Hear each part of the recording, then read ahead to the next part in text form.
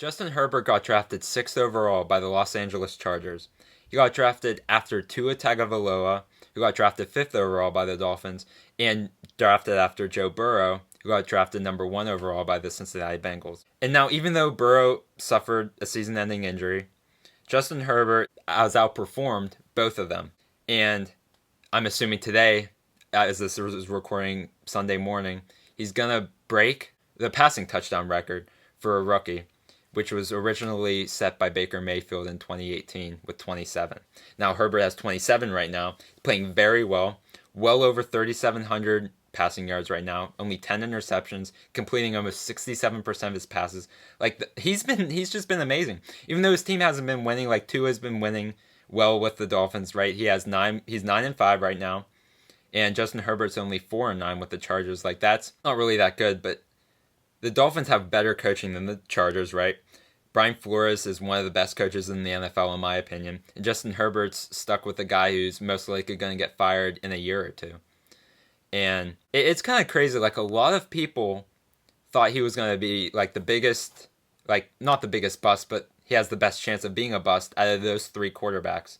And I would have agreed with you until I watched him in his senior year. And it's just amazing on how much better he got, and how much safer he was with the ball. He wasn't forcing it as much as he did the year before. And to show you, during 2018, he threw only 3,100 yards, threw 29 touchdowns, 8 interceptions, had a 59% completion percentage. But then the year after, he had 3,400 passing yards, a 66.8% completion percentage, 32 touchdowns, and 6 interceptions. Like, he grew a lot. And There's 2 reasons, in my opinion, why he's been doing amazing this year, and a lot of people didn't think that, but he's been doing amazing this year.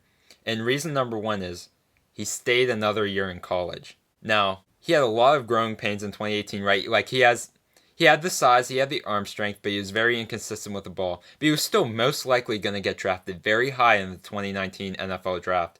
Most likely by the Giants. The Giants probably never draft Daniel Jones if Justin Herbert ends up declaring for the draft. Now, even though with this being said, Herbert decided to stay another year where he wanted to kind of develop his game more, and this was the best football decision he could have made. Maybe not the best money situation if he wanted to get paid earlier, like a lot of these players like to do.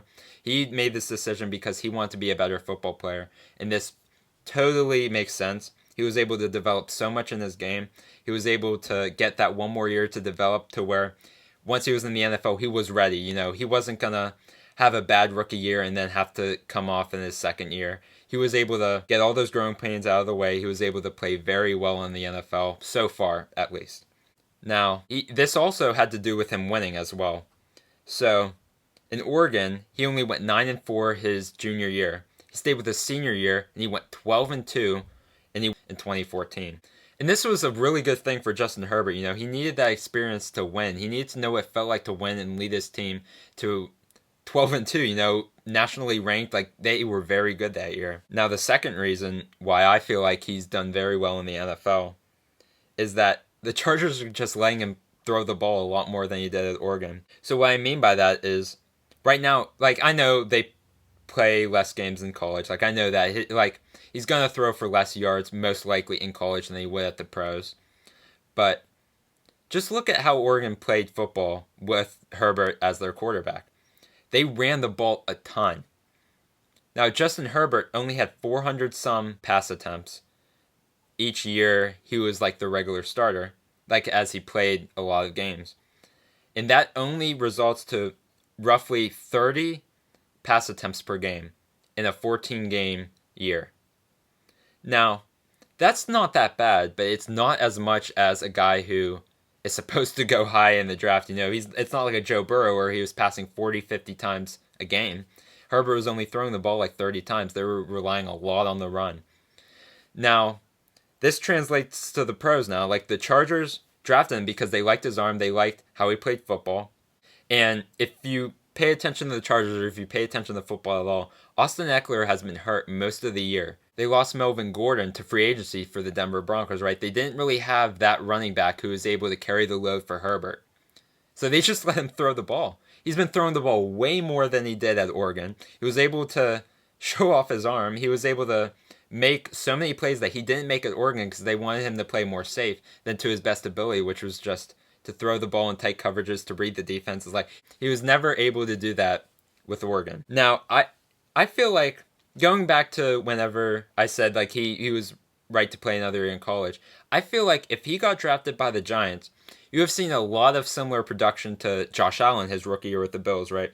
Josh Allen had 10 touchdowns to 12 interceptions with a little over 2,000 yards, 52% completion. I feel like that could have been in Justin Herbert's territory because he wasn't fully ready to become an NFL player. And depending on how well the Chargers could develop him, he would end up doing better his sophomore year, like how Josh Allen did. But Justin Herbert decided, in my opinion, this was the best thing he could have done, was to stay another year in college, develop his game. Now, I don't always agree with a guy going back his senior year.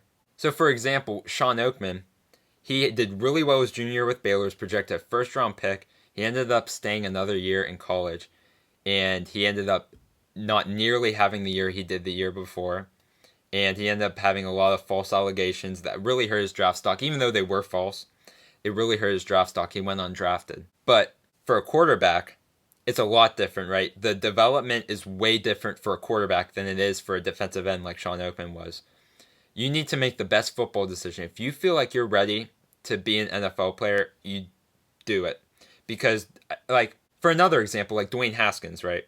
He left Ohio State after his redshirt sophomore year, and he hasn't really developed at all under Washington. He hasn't really been playing much. In fact, he got demoted to a third-string quarterback for Alex Smith, who got hurt the year before. Like, he's been hurt forever. And Kyle Allen, who's been okay. Like, he just hasn't been developing like he should have, and Justin Herbert could have easily fallen into this category, especially if the new head coach for the Giants, like Joe Judge, didn't believe in Herbert. You know, he wouldn't be playing. And it would just be rough. But now he's been playing so well. He made the best football decision that he could have made. And now he's one of the best rookie quarterbacks of all time, and he looks like the franchise guy for the Chargers. And I feel like that's pretty much the best way I can put it to how he's been very successful in the NFL. Like, you could say what you want about like his flaws and everything, but he's obviously corrected them for the most part. He was able to develop really well, and he's having himself a really good season right now, and I can't wait to watch him for many years to come.